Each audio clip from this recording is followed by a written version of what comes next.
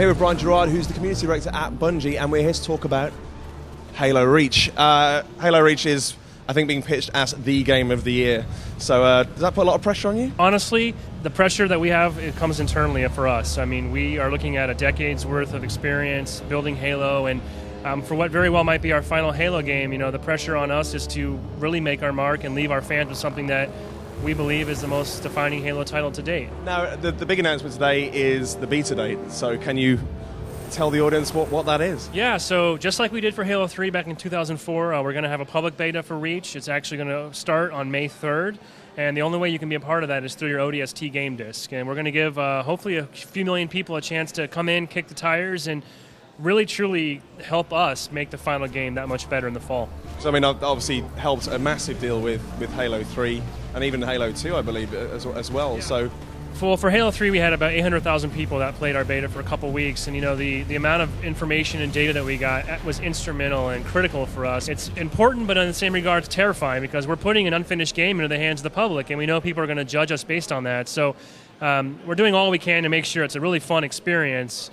But first and foremost, it's a real beta for us. Now, obviously, when you've got 800,000 people basically play testing a game for you, how do you end up consolidating all that feedback and distilling it? Most of the really hard feedback that we get comes all through automatic data mining, and then of course we use our own sort of more social, conventional outlets like our forums. Now, obviously a lot of that automation is also visible to the public. Obviously with BungieNet, people can track their data. I mean, how are you hoping to enhance that experience as well with Halo Reach? Yeah, we'll have BungieNet running for the entire beta, so you'll be able to see some stats. You'll be able to use your in-game save films and take photos. BungieNet's going to grow right with the game, and we'll have some new surprises there as well. How much content is the beta actually going to feature? Are we going to see maybe a new Forge or anything like that yet? It basically will represent a subsection of almost every major portion of the game. Some of the weapons will be in there. We'll have a subset of maps. We'll have a subset of game types. All in all, it's going to be a really good representative sampling of the final game, but there's, of course, we're going to hold back some stuff because we have a long way to go to the fall, and we want people to have some stuff to look forward to. So with ODST, that was a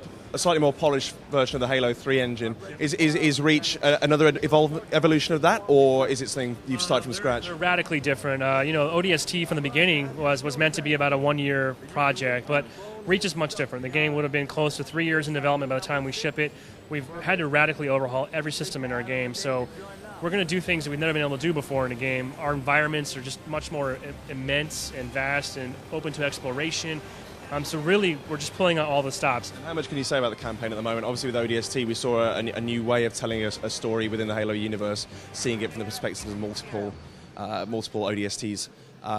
Are you opting to follow a similar tact with the Noble team, or is that really to promote the cooperative aspects of the Noble team working in sync? We are looking at making this a more character-driven story. So the difference is that you're not going to flashback between different perspectives. You're always going to be your own character, which the player will be Noble 6. You're a new member of the team, but throughout the game, you're going to have a really rich supporting cast of characters, and at times the whole team will be together. At times, just Noble 6 and various members of the squad will go off on side missions, but the player's not going to be alone. They're going to have just a really robust cast of unique characters to support them. 3rd of May, put it in your diaries. Just make sure you've got that copy of Halo ODST so you can play it. I need you in that fight, Noble 1.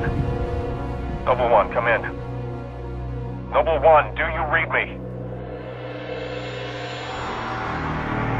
This is Sierra 259. You got Spartans on the ground, sir. We're not going anywhere.